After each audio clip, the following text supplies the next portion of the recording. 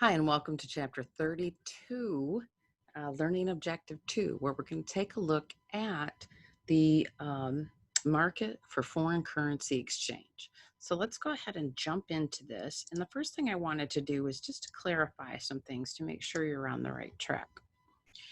All right, so let me go ahead and start the slideshow. I thought I did that, but I guess I didn't. There we go. Okay, so we're going to describe this market for foreign currency exchange. And I want to bring back an idea that I started when we opened up this economy, and that's the idea of the relationship between net exports and net capital outflow. So let's imagine we have the US over here, we have Japan over here.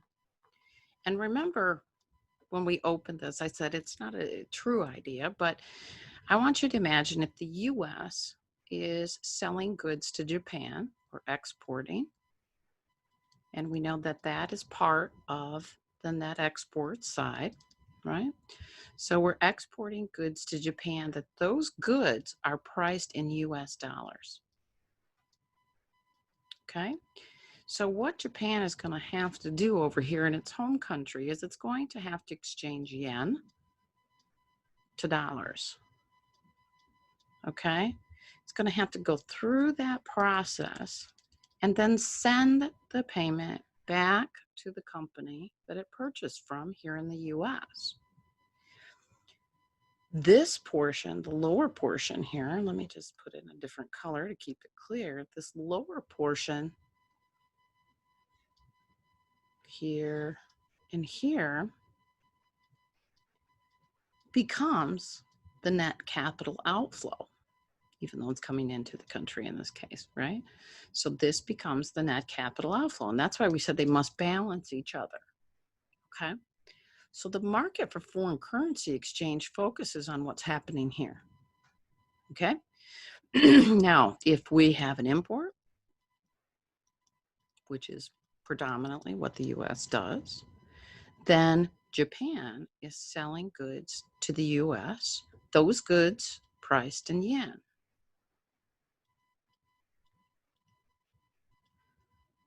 Okay, so here's Japan.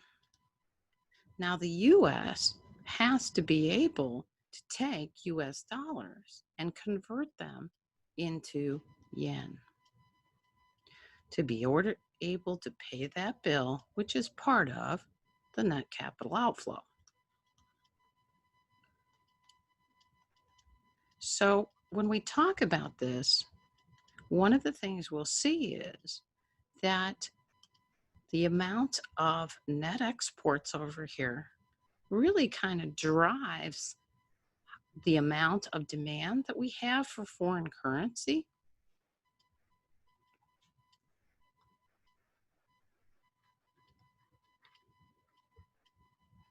Okay, and where do we get these yen from? That's the great question. Now, where we get these yen from is that Japanese citizens will want to do financial investing. Remember, we talked about two ways. There's portfolio investment and direct investment.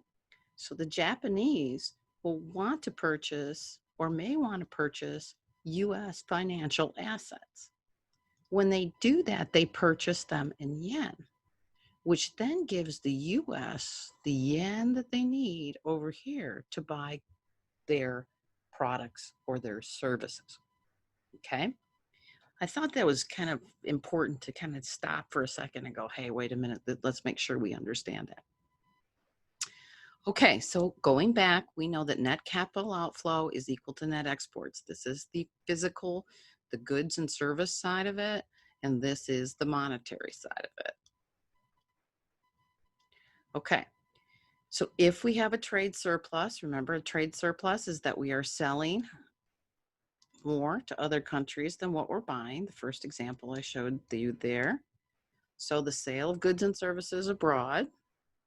So Americans use foreign currency to buy those assets. Okay, and I'm going to say foreign stuff because I think assets is a confusing word in some of these slides. So basically what is happening is capital is flowing abroad. And when we talk about capital here, we're saying that US dollars are being exchanged into foreign currency, and that foreign currency is what's flowing abroad. If we have a trade deficit, again, this is predominantly what we have in the US. So we import more than we export. Some of the spending is financed by Americans selling financial assets abroad, right? So again, this kind of just culminates what I talked about a few moments ago, that the financial sector, right? Financial investing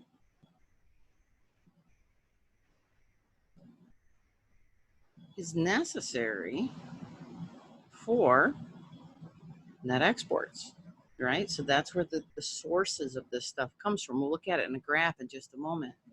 So here, foreign capital is flowing into the US because we're selling American financial assets, just like we talked about.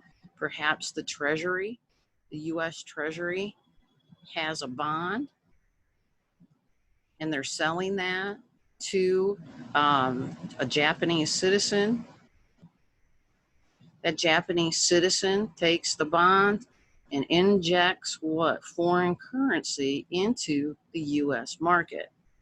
So that's why we're saying foreign capital is flowing into the US. So net capital outflow is negative. Okay, here's a graph, and what I want to do here in this graph is just to show you the supply side first, and then we'll look at the other side.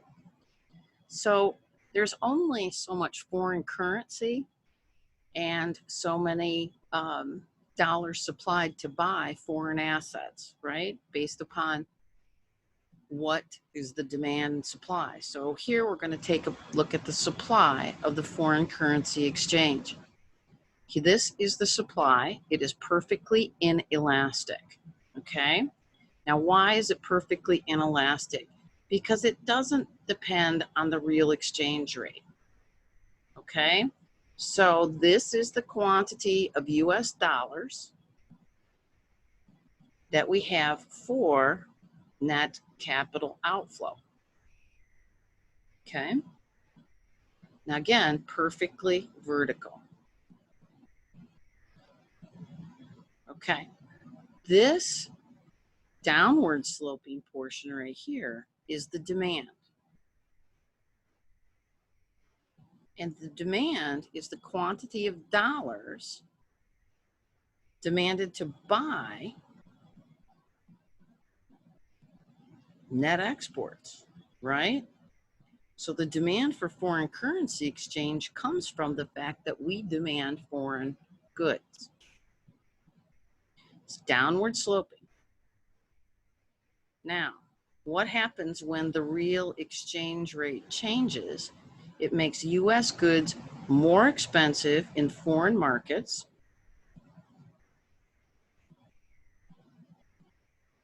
Because US goods are more expensive, this is going to do what? It's going to shift in the demand for US dollars to pay that bill.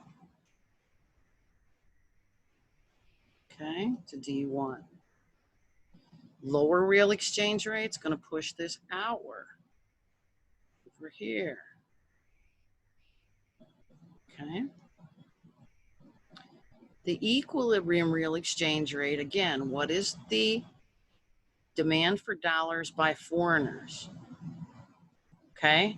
And then again, it rises from net exports. So if we are exporting more because our goods are cheaper, then foreigners are going to demand more US dollars. Okay. Now, the demand for dollars exactly balances the supply because, again, the supply of dollars arising from US net capital outflow. So notice again, we have this very intricate idea that the demand for dollars by foreign countries versus the supply of dollars from Americans in terms of net capital outflow. Okay, this is a really good graph and I like it a lot. So remember, this is the supply of dollars. So we'll call that supply of dollars net capital outflow. We then have the demand for dollars for net exports. Again, I'll just put NX here because that's the good side of it. Where those two crisscross, we have the equilibrium real exchange rate. Now remember the real exchange rate, good for good, right? Real exchange rate.